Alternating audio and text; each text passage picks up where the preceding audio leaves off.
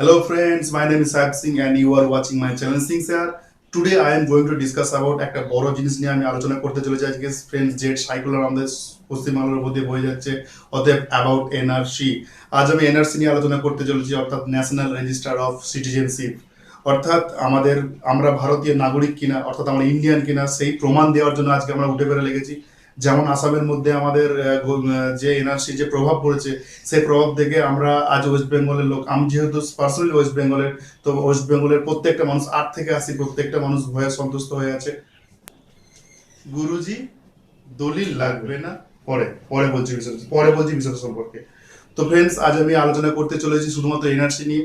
তো ফ্রেন্ডস দেখে নেবো হোয়াট ইজ এনআরসি, এনআরসি কি, এনআরসির আওতায় আসতে গেলে কি করা প্রয়োজন এবং আদেও আমাদের ওয়েস্ট বেঙ্গল বা আদেও অন্যান্য রাজ্যে আসামের মতো এনআরসি চালু হবে কিনা সেই সম্বন্ধে পুরো ডিটেলস আমি আলোচনা করতে চলেছি। সবাই যে বলছে দলিল লাগবে, বললাম তো পরে বলছি, বিষয় সম্বন্ধে পরে বলছি, পরে পরে বলছি। তো ফ্রেন্ডস আমাদের আদেও আমাদের ওয়েস্ট বেঙ্গলে চালু হবে কিনা তার একটু তার অনেক ততপর কথা, কারণ আমাদের ওয়েস্ট বেঙ্গল আমাদের পশ্চিমবাংলার যে মুখ্যমন্ত্রী মাননীয় মুখ্যমন্ত্রী মমতা ব্যানার্জি বলেছেন যতদিন পর্যন্ত উনি বেঁচে থাকবেন ততদিন আমাদের ওয়েস্ট বেঙ্গলে এনআরসি চালু হতে দেবেন না। অতএব ভয় পাওয়ার কোনো কারণ নেই ফ্রেন্ডস, বিন্দাস থাকুন। কারণ আজকের ভিডিওতে আমি পরিষ্কার বলে দিচ্ছি যদিও বা আমাদের পশ্চিমবাংলার মধ্যে এনআরসি চালু হয় তাহলে কি কি ডকুমেন্টস লাগতে পারে সেই সম্বন্ধে বিস্তারিত আলোচনা করব এবং সেই ডকুমেন্টস কোথায় পাওয়া যাবে সেই নিয়েও আজকে আমরা আলোচনা করব। তো ফ্রেন্ডস ভিডিওটা প্রথম থেকে শেষ পর্যন্ত ভালো করে দেখতে থাকুন এবং তার আগে ভিডিও শুরু করার আগে প্রত্যেকটা ভিউয়ার, সাবস্ক্রাইবার এবং লাইকার্সদেরকে আমার অন্তর থেকে অশেষ অশেষ ধন্যবাদ। Thank you so much for supporting me, আমাকে সাপোর্ট করার জন্য। তো দেখতে থাকুন। তো ফ্রেন্ডস এই মুহূর্তে আলোচনা করতে যে হোয়াট ইজ এনআরসি, এনআরসি কি। তো ফ্রেন্ডস এনআরসি সম্পর্কে একটু বলি। এনআরসি হলো ন্যাশনাল রেজিস্টার অফ সিটিজেনশিপ, অর্থাৎ আদৌ আমরা এই ভারতীয় কিনা বা ভারতের বাইরে থেকে এসেছি কিনা। যদি এনআরসির আওতায় পড়তে হয় তাহলে আমাদেরকে ভারতীয় নাগরিক হিসেবে যে যেগুলো প্রয়োজন সেই ডকুমেন্টস ফ্রেন্ডস আমাদের কাছে রাখতে হবে। আমি জানি আমাদের রাজ্যের মুখ্যমন্ত্রী মাননীয় মুখ্যমন্ত্রী মমতা ব্যানার্জি উনি আমাদেরকে আশ্বাস দিয়েছেন যে অবশ্যই আমাদের ভারতবর্ষে আমাদের পশ্চিমবাংলায় এনআরসি চালু হবে না। তবুও ফ্রেন্ডস বাই চান্স মেবি যদি আমাদের পশ্চিমবাংলায় যদি আমাদের এনআরসি চালু হয় তাহলে আমাদের কি কি ডকুমেন্টস লাগবে এই মুহূর্তে সেটা আমি আলোচনা করতে চলেছি।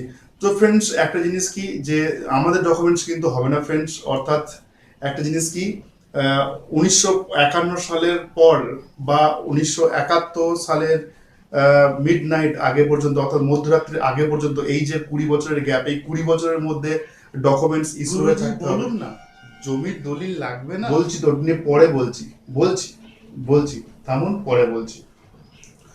তো ফ্রেন্ডস এইরকম করি কিন্তু সমাজের কিছু এই যে মানুষরা দেখলেন এরকম কিছু মানুষকে এত ভয়ে সন্তুষ্ট করে রেখেছে যে জমি ছেড়ে চলে যেতে হবে, জায়গা ছেড়ে চলে যেতে হবে, ঘর ছেড়ে চলে যেতে হবে। এসব কিছু না ফ্রেন্ডস, ভয় খাওয়ার কোনো কারণ নেই। আমার ভিডিওটা বা আমার কথাগুলো একটু মন দিয়ে শুনুন, তাহলেই বুঝতে পারবেন যে অ্যাকচুয়াল ব্যাপারটা কি।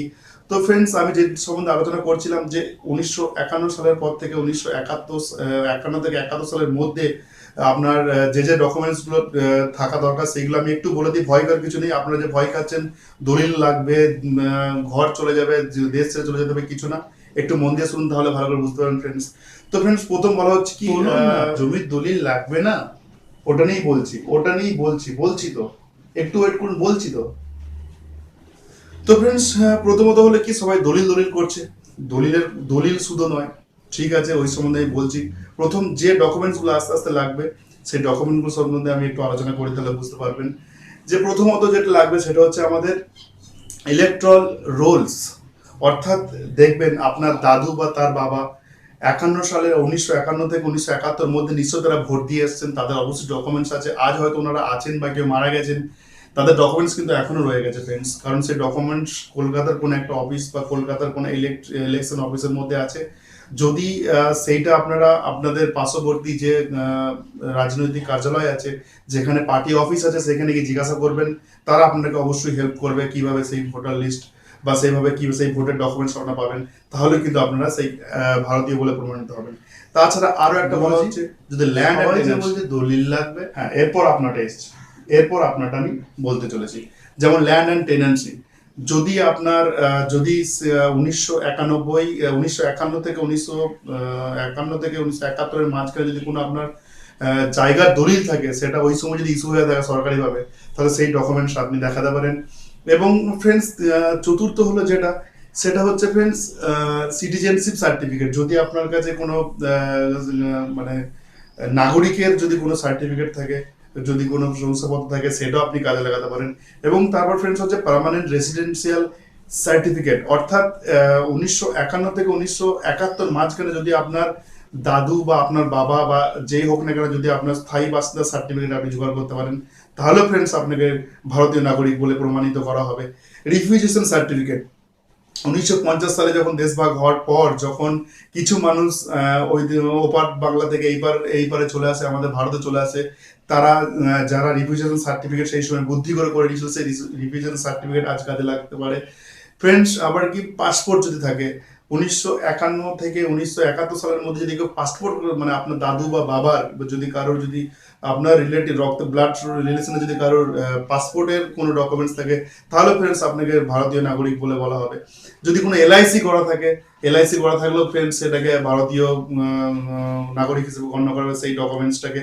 ফ্রেন্ডস যদি সেই সময় আপনার দাদু বা আপনার বাবার বাবা যদি, বা তার বাবা যদি ভারতীয় গভর্নমেন্ট সার্ভিস করে থাকেন, তার যদি কোনো ডকুমেন্টস থাকে, সেটাও এখানে কাজে লাগবে। তো ফ্রেন্ডস এবার ব্যাংক বা পোস্ট অফিসেও যদি কোনো খাতা বা বই থেকে থাকে, কোনো অ্যাকাউন্ট থেকে থাকে, তার যদি ডকুমেন্টস থাকে, সেটাও আপনাকে ভারতীয় বলে প্রমাণ করা হবে।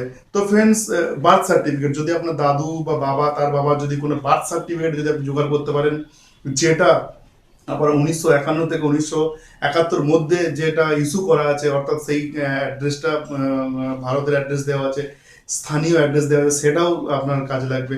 আর ফ্রেন্ডস যদি সেই সময় আর একটা জিনিস কি, যে যখন আপনার দাদু বা বাবারা যদি কোনো স্কুল কলেজে পড়ে, তার যদি কোনো ডকুমেন্টস থেকে থাকে, সেটাও ফ্রেন্ডস কাজে লাগবে।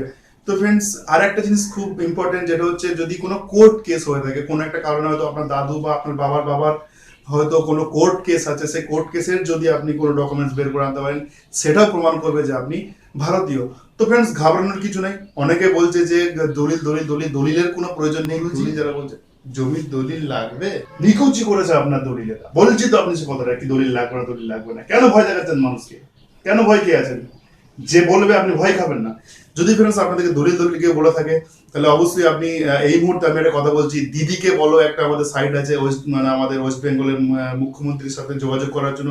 সেই সাইটটা এই মুহূর্তে আমি ডিসক্রিপশনে আমার লিঙ্কে দেওয়া আছে, আমার ডিসক্রিপশন লিঙ্কে চলে যান, সেখান থেকে পেয়ে যাবেন ডাইরেক্ট। সেখানে যদি আপনাকে কেউ ভয় দেখায় দলিল এ ওর জায়গা থেকে তুলে দেবো, ঘর ছেড়ে চলে যেতে হবে, যদি কিছু মুসলিমের লোক আপনাদেরকে এরকম ভয় দেখায়, আপনারা সেখানে কমপ্লেন করবেন সেই ব্যক্তির নামে, অবশ্যই আমাদের মুখ্যমন্ত্রী তার স্টেপ নেবেন। তো ফ্রেন্ডস শুধুমাত্র দলিল কেন, সব থেকে যদি কারো দলিল না থাকে, তাহলে কি সে ভারতীয় নয়?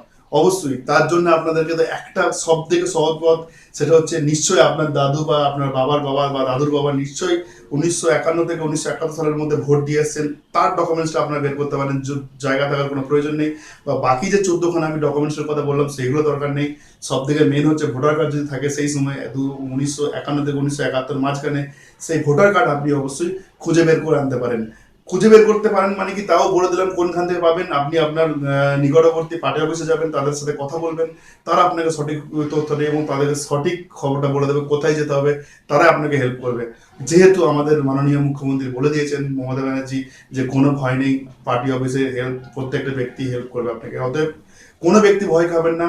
আর এনআরসি চালু আদেও হবে কিনা তার কোনো গুরুত্ব নেই, এবং সমাজের পক্ষে যেসব মানুষরা আপনাকে ভয় দেখাচ্ছে, তাদেরকে আপনি সরাসরি বলে দিন, আমরা বুঝে নেবো আমাদের ব্যাপার। তো ফ্রেন্ডস ভয় করার কিছু নেই। এনআরসি হলো এটাই, এনআরসি এর চালু হলে যদি হয়, তাহলে সেটা অবশ্যই ভালো হবে। কারণ ফ্রেন্ডস আপনি নিজে একজন ভালো স্বাধীন নাগরিক বলে আপনি প্রমাণিত হয়ে যাবেন, এবং এখন আপনি স্বাধীন। তো ফ্রেন্ডস ভয় খাওয়ার কিছু নেই, আমাদের সাথে আছে আমাদের মাননীয় মুখ্যমন্ত্রী মমতা ব্যানার্জি, ওতে ভয় পাওয়ার কিছু নেই। যদি এনআরসি নিয়ে আর কোনো প্রশ্ন থাকে, অবশ্যই কমেন্ট সেকশনে লিখবেন। আমি অবশ্যই চাইলে আমি আর একটু ভিডিও তৈরি করে দেবো। না হয় এনআরসি সম্পর্কিত কোনো প্রবলেম থাকে বা কোনো সমস্যা থাকে, অবশ্যই আমাকে জিজ্ঞাসা করতে পারেন। তো ফ্রেন্ডস আজ এই পর্যন্ত। আরেকটু বলে দেবো, এখন যে ভোটার কার্ড আপগ্রেডের কাজ চলছে, ভোটার যে আপগ্রেডের কাজ চলছে, তার সঙ্গে এনআরসি এর কোনো মানে কোনো যুক্ত নেই। ওটা একদম সম্পূর্ণ আলাদা। আপনি ভোট দিতে পারবেন, আপনার ভোটার কার্ডে কোনো ভুল থাকলে সেটা আপনি সংশোধন করতে পারবেন। আপনার পরিবারে যদি কোনো নতুন ভোটার থাকে সেটা আপনি সংযোজন করতে পারবেন। এই মুহূর্তে আমি আমার দেখুন স্ক্রিনের মধ্যে ওয়েবসাইটে আছে, যে ওয়েবসাইটে গিয়ে আপনি আপনার ভোটার কার্ড আপডেট করতে পারবেন। সেটা হচ্ছে কম্পিউটার বা পিসি থেকে। মোবাইলের জন্য তো অ্যাপ আছে, ভোটার হেল্পলাইন অ্যাপ, যেখান থেকে আপনি ডাউনলোড করে আপনি লগ ইন করে আপনি আপনার ভোটার কার্ড বা আপনার পরিবারের সবার ভোটার কার্ড আপনি আপগ্রেড করতে পারেন এবং নতুন করে সংযোজন বিয়োজন আপনি করতে পারেন। তো এটার সঙ্গে এনআরসি এর কোনো পার্থক্য মানে কোনো যুক্ত নেই, কোনো কানেকশন নেই ফ্রেন্ডস, ওটা একদম সম্পূর্ণ আলাদা জিনিস। এর জন্য ভয় খাওয়ার কিছু নেই। কিছু সমাজের মানুষ আপনাদেরকে ভয় করার চেষ্টা করছে, আমি বুঝতে পারছি। ভয় খাওয়ার কোনো দরকার নেই, কারণ এনআরসিও একদম ফুল মানে একদম সেফটি যদি চালু হয়, কিন্তু আশা করছি আমাদের মাননীয় মুখ্যমন্ত্রী স্যার চালু হতে দেবেন না। আর এই মুহূর্তে যে কথাটা বললাম যে ইভিপি, যে আপনাদের যে ভোটার কার্ড যে আপনারা আপগ্রেড করছেন, তার এই সাইডে চলে যান, তাহলে আপনারা দেখতে পাবেন কিভাবে কি করছে, আস্তে আস্তে সব বুঝতে পারবেন। তো ফ্রেন্ডস, ভিডিও এই পর্যন্ত। আজ এর পরের দিন আমি গ্রামার ভিডিও বানাবো। আর যদি আপনাদের এনআরসি নিয়ে কোনো প্রশ্ন থাকে আপনারা আমার কাছে বলবেন, অবশ্যই আমি আবার পুনরায় নতুন করে ভিডিও বানিয়ে দেবো। যদি হেল্পফুল হয় ভিডিওটা অবশ্যই আপনারা শেয়ার করুন এবং আপনারা দেখতে থাকুন, এবং আমার চ্যানেলকে তো অবশ্যই সাবস্ক্রাইব করুন এবং ভিডিওটাকে শেয়ার করুন, সবাইকে ভিডিও লাইক করুন, এভাবে আমাকে সাপোর্ট করুন।